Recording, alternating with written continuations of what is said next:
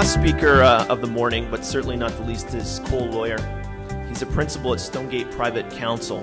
So Koel is in the unique position of being both an advisor in a family business, and he's going to talk to you about the secrets about how family advisors transitioned their own family business. Please welcome Koel.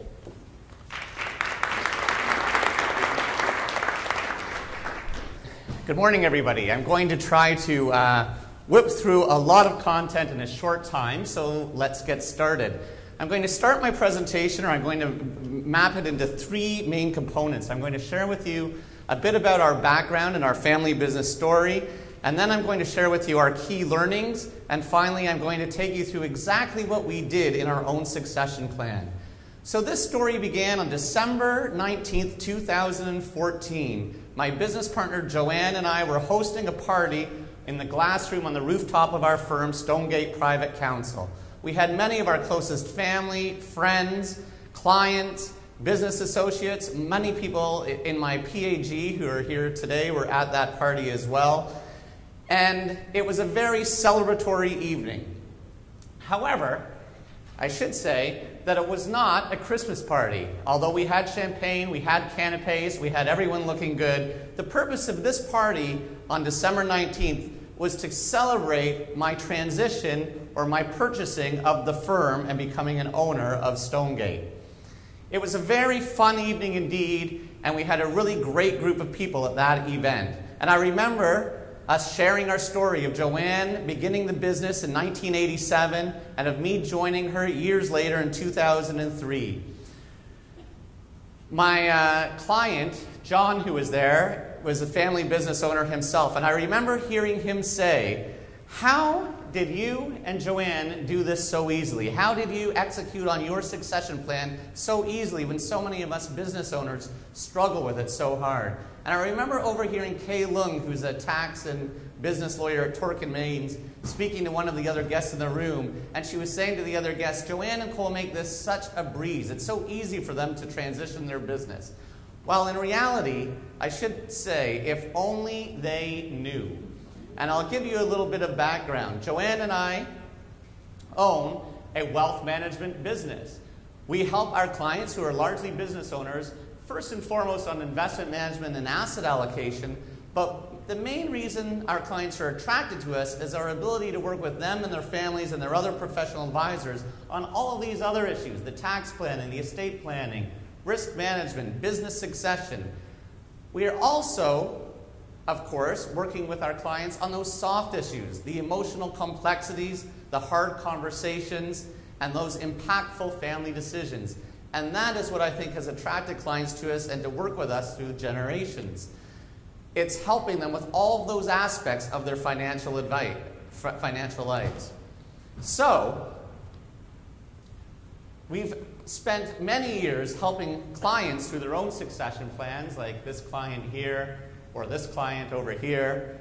But in reality, until we went through it ourselves, we had no idea what a long, hard, uphill battle it would be. Our clients that evening thought it was easy for us. Our guests at the party were saying it was a breeze for us to transition our business. But in reality, it was 9 years in the making, 9 years of hard conversations, of planning, of difficult decisions, of differing of opinions, and of a lot of avoidance. So what I thought I'd do is give you a little bit of a background about us and our family. I am Joanne's only nephew, and Joanne is my mom's younger sister. There's 3 sisters in the family, and we actually came from a tradition of family business. My grandparents were home builders and developers in Stony Creek, Ontario, and they also owned all of the Stony Creek home hardware stores. Well, my grandmother's siblings worked in the home hardware business, as did my mom and her 2 sisters, Joanne and Cindy. And I even remember being 4 or 5 years old in the home hardware store helping with the key machine in cutting keys while my grandmother was teaching about plumbing and doing all the customer service.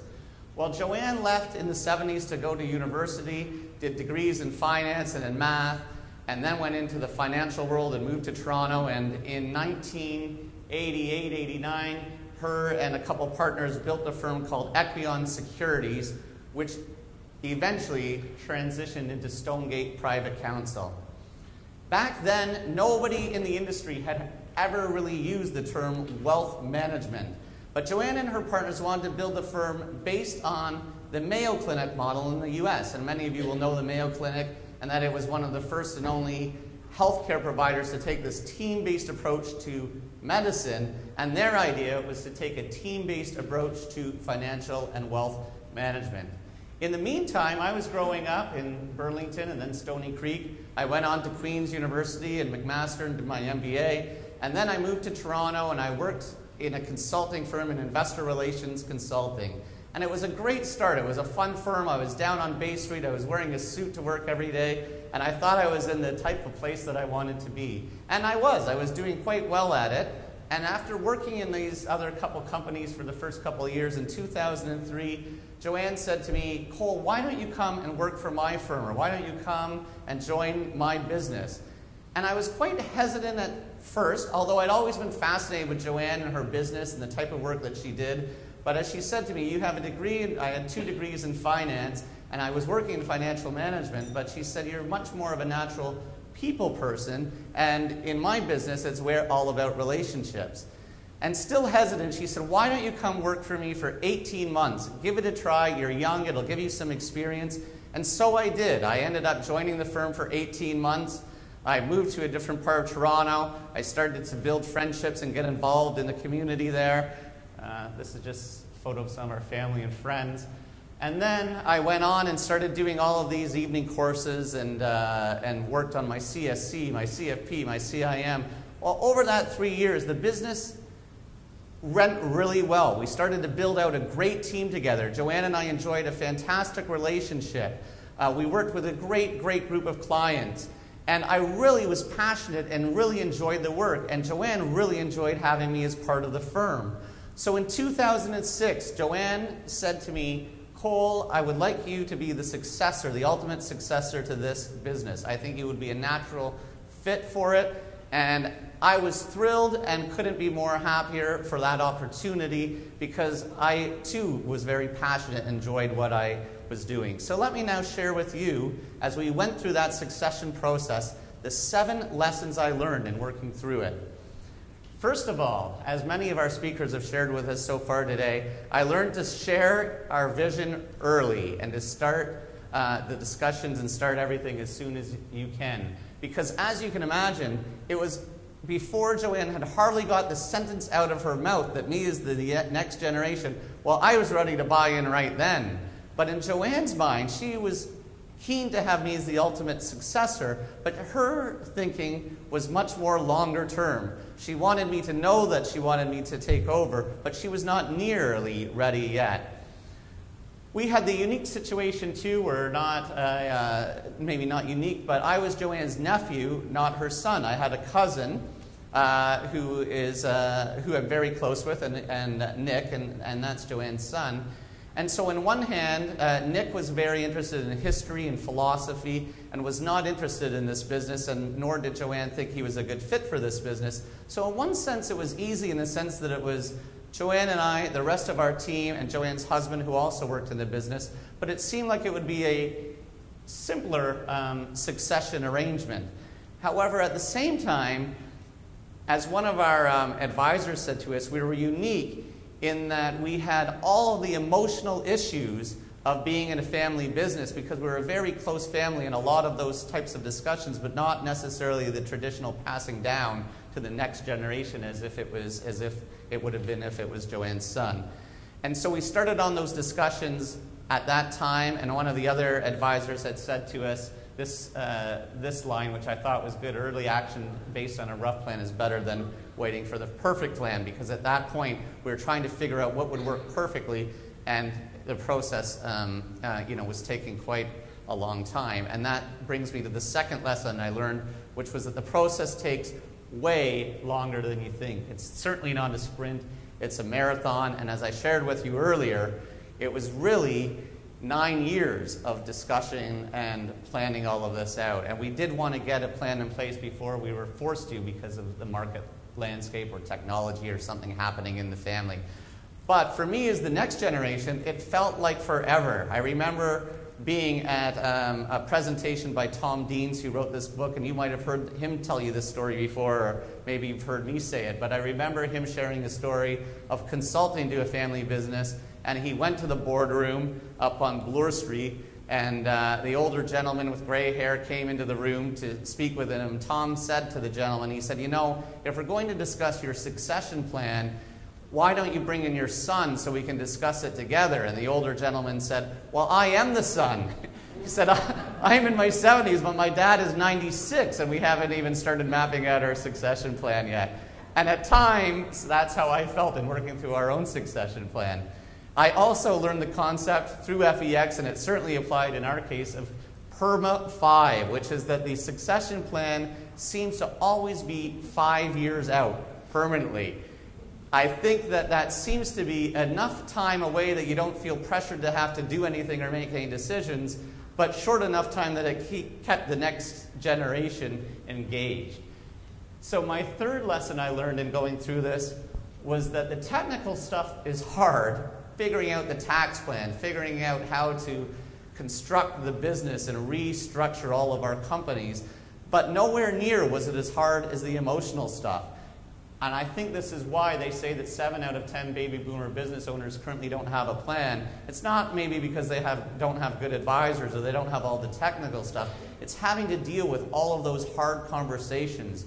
We dreaded it. We were so great at running the business and working with clients, but when it came to discussing our succession plan, we would avoid it, or we would get into these long, discouraging and emotional discussions. We tended to agree on everything from the business side of things, but when it came to our succession plan in terms of timing, in terms of valuation, in terms of how it would be done, we would have these long, very grinding, difficult conversations. And that was really, for me, the toughest part of the entire succession process. However, Joanne had a very strict rule, and it was when I started in the business. And I think this is hard for family business owners, but she said that we would never have any discussion of the business outside of the business. At the family dinner table, at events, at family parties, on vacations. And to this day, all these years later, that is true. We discuss all of the business at the business or in the business, and we spend our outside of the business time socially. The fourth lesson I learned in going through this process was to take copious notes throughout the process. It was easy in those early days for us to forget what we had said to one another and for us to then retrace those steps to try to figure it out. So we had differences in time frame, differences in valuation, but then we started each taking very detailed notes, and at times we would also follow up those notes with emails so we had a track of everything that we had shared. My file now is hugely thick with all of those discussions. The fifth lesson I learned was that you need to review your succession in the context of your financial plan. And this was interesting because as advisors to business owners, we would always say, make sure we complete or we'll work on your wealth plan and your financial plan and map out your retirement, your legacy goals and all of that, and know how much you would need to sell your business for in order to reach those goals before you work through the succession. But in our case, we had worked through the succession for a couple of years, and we were getting caught up in all of these, disagreements or not moving it forward very fast. And then we realized that although we've given that advice to clients all of the time over the years, it had been years since Joanne had updated her own financial and wealth plan. And after she engaged our wealth planning team to do that for her, it gave her a lot more clarity as to how her life and retirement would work, and it helped us move forward. The sixth thing I learned, as many of you have probably learned yourselves, is to align a great team of advisors. We used a consultant to our business as our primary quarterback, although many people use their wealth advisor or wealth manager or their accountant for that role. We also had a business and tax lawyer, an accountant, and consultant. We did have a business valuator. We didn't necessarily need an M&A specialist, but many business owners do. And we certainly had a great estate plan lawyer to help us, and we also had a series of different coaches. Joanne had her own. I worked with a lady named Dr. Claire Lyons, who was a great coach in helping me have difficult conversations.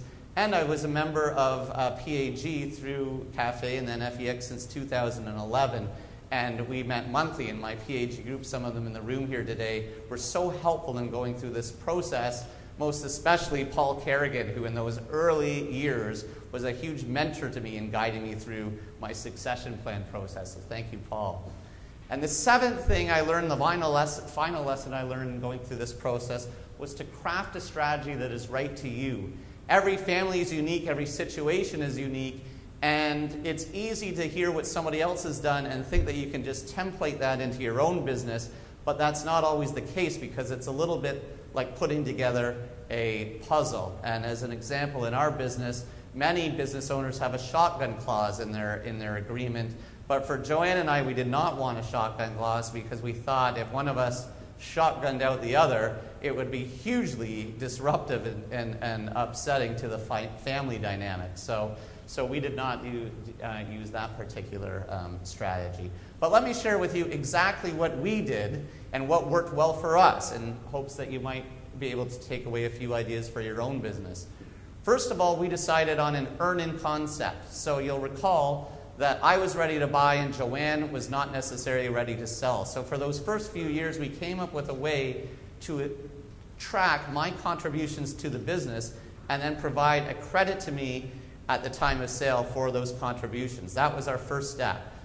Our second step was we had an official business valuation performed. We engaged an outside professional for tax reasons and for family reasons. We wanted to have a legitimate expert value the business, and we had that done.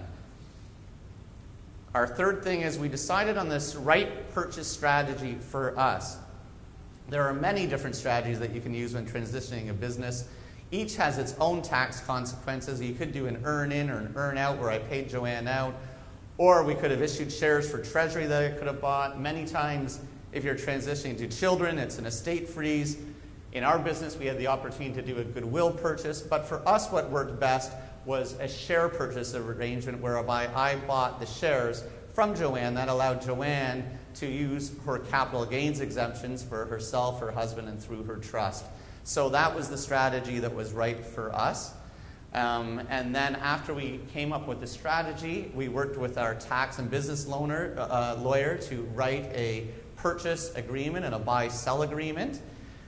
We designed our buy-sell arrangement to be staged over a time frame, so it was not necessarily a one-time event. It went over the course of a period of time. And then we determined the appropriate financing arrangement. In that sense, Joanne could have taken back the loan. I could have paid her out as an earn-out over a number of years, or I could have borrowed externally. And for us, what worked best was for me to borrow externally. I paid Joanne cash up front, and then I'm paying down that loan, which feels like it might be an eternity before it ever gets paid off, but we're working on that. I'm working on that now.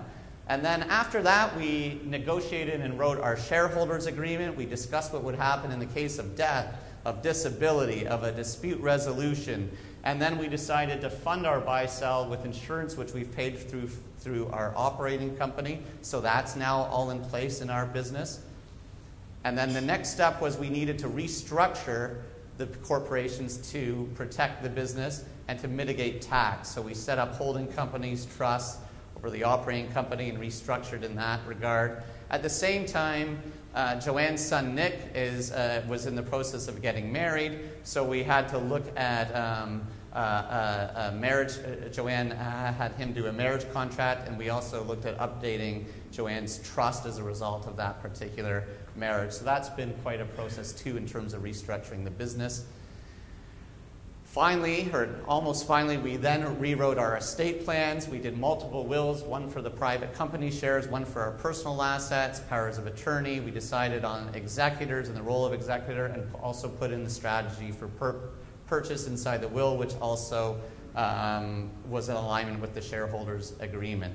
And we've determined a price for the business. And then the final thing, as we've moved forward, Joanne has started to deal with the proceeds of the sale. She started to invest her money, and it's always interesting because as a business owner, most of your assets are always concentrated in the business, whereas when you move to the stage of retirement, you move into this more mindset of protecting those assets and diversification over concentration. And then Joanne has now been working through some of her philanthropic goals and some of her legacy planning, and she has set up a foundation to donate some of those proceeds to her favorite charities. So that's a very quick and brief summary of what we did in our own business. For your information, I did leave a handout on the table with a summary of my key learnings, but more importantly with those few steps that we took in our business and what worked well for us. So just to summarize, my key learnings were to share our vision early, that the process takes way longer than you think, and that the technical stuff is hard, but the emotional stuff was really hard, to take copious notes through the process, and to review in the context of your financial plan, align a great team of advisors, and then craft the strategy that is right for you. So thank you very much for listening, and there it is with 16 seconds left, and I think that concludes it. So thank you for your attention.